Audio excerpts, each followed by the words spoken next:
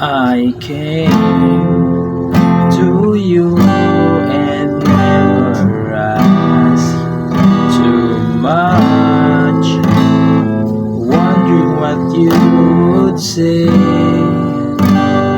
Holding you understand it's not a role.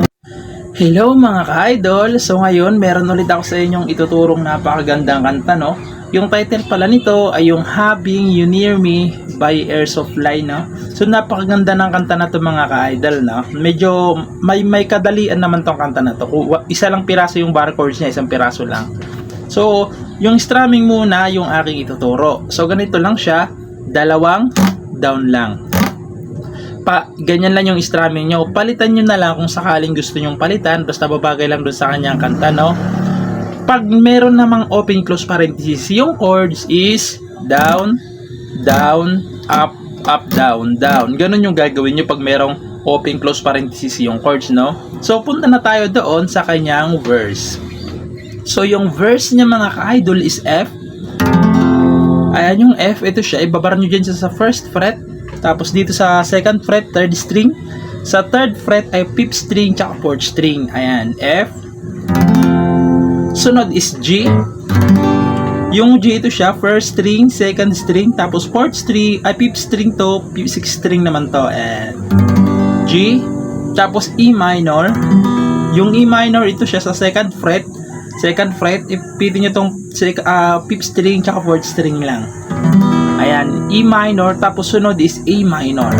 Yung A minor, ito siya, second string, fourth string, tsaka third string. Ayan, A minor.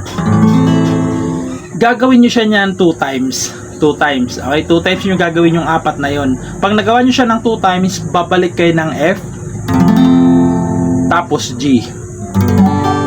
Okay, yan yung chords ng unang verse. Sa pangalawang verse naman, kasi medyo nagkaiba siya sa dulo, sa pangalawang verse, gagawin nyo ulit yung F, G, E minor, tsaka A minor ng 2 times din. Gagawin nyo rin siya ng 2 times. Pag nagawa nyo ng 2 times din yon, yung apat na chords na yon, pupunta naman kayo ng D minor, tapos F, tapos G.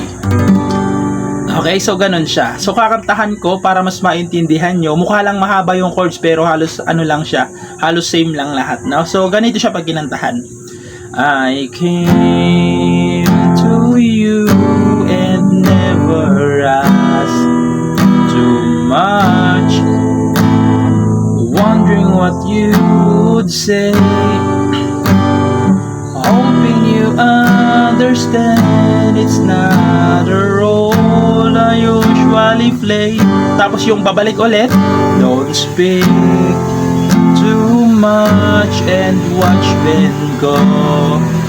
When on the past it's over and gone, give me your troubled mind, you know it's due. I can do so much for you. Okay, so ganun siya. Tapos papasok na doon yung kanyang chorus, yung having you near me. Doon na siya papasok, no? So puntahan na natin yung kanyang chorus.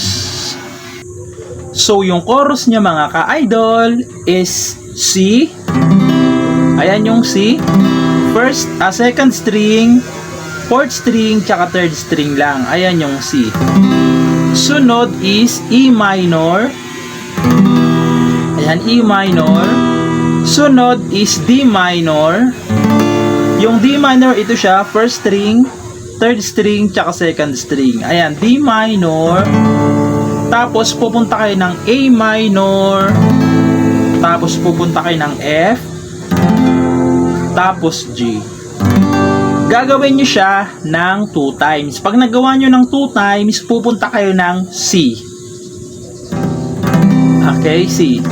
So, sasampulan ko yung kanyang chorus para mas maintindihan nyo, no? So, ganito siya. Having you near me, holding you near me, I want you to stay, I never go away. It's alright having you near me.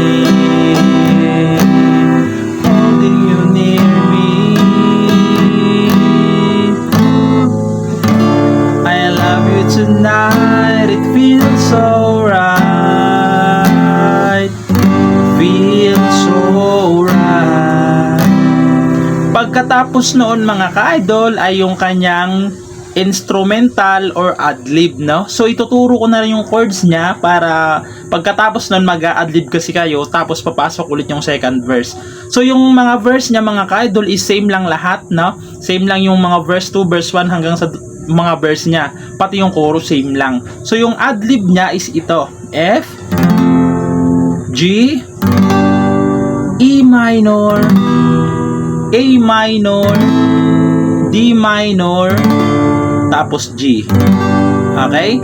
So, yun yung adlib niya, no? So, sana nagustuhan niyo yung video natin. And ayun lang. Bye-bye!